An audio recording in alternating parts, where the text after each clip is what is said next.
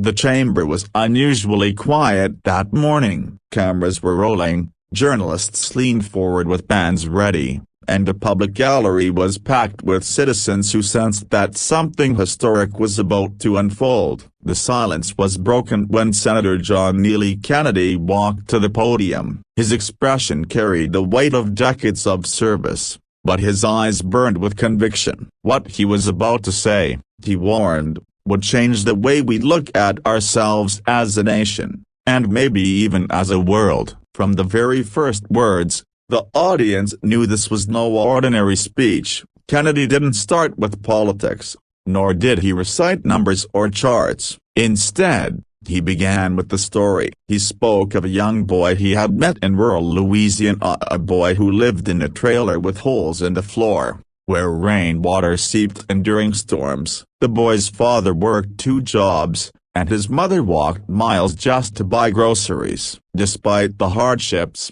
the child had one dream: to become an engineer and build safer homes for families like his. Kennedy paused, his voice trembling slightly, and asked, "How many dreams like this do we lose each year because of the challenges we refuse to face?"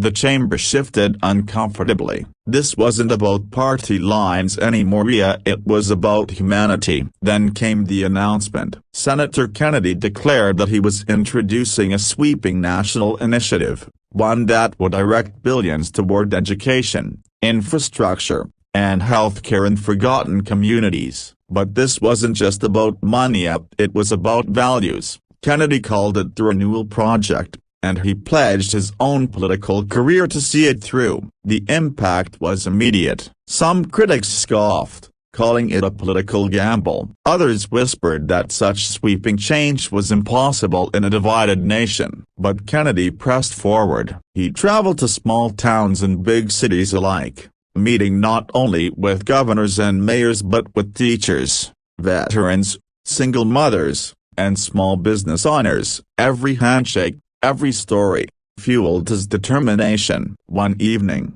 while visiting a coal town devastated by layoffs, Kennedy met a widowed mother named Sarah. She told him she was working 3 part-time jobs to keep her children fed, but she still couldn't afford health care for her asthmatic daughter. Tears welled in Kennedy's eyes as she spoke, and for a moment, the senator dropped the polished tone of a politician and spoke as a man. "Sarah, no mother in America should ever have to choose between medicine and food. That's why I'm fighting for this." That clip went viral, stirring millions across the nation. But the path was not easy. In Washington, the opposition was fierce. Powerful lobbyists tried to crush the project. Partisan voices attacked him from both sides, warning that his ideas were too ambitious, too costly, too idealistic. At times, Kennedy's team felt the weight of despair. There were nights when he himself wondered if the fight was too great. Yet every time doubt crept in, he remembered the boy in the trailer, the widow in the coal town, the countless voices who had trusted him to speak for them.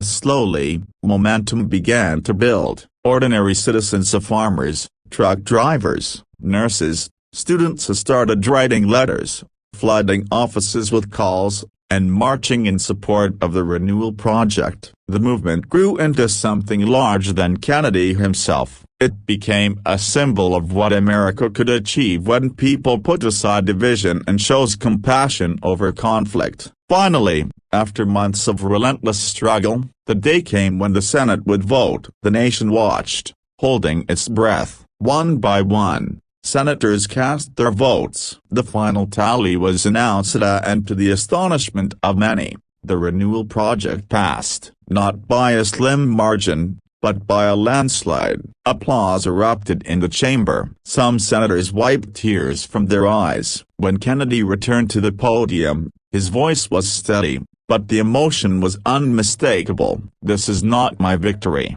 he said. "This is your victory, the victory of every mother, every child, every worker, every dreamer who refused to give up hope." Today, we proved that America is still a place where tomorrow can be better than yesterday. The moment was broadcast live, and millions watched with tears streaming down their faces. For once, the nation was not divided by red or blue, but united by a shared belief in a brighter future. And though challenges remained because they always know, the earth-shaking announcement from Senator John Kennedy had set something powerful in motion. It wasn't just a law or a policy, it was a reminder that leadership is not about power, but about people. That the greatest victories are not won in political arenas, but in the hearts of ordinary citizens. In the years to come, children would attend better schools, families would live in safer homes,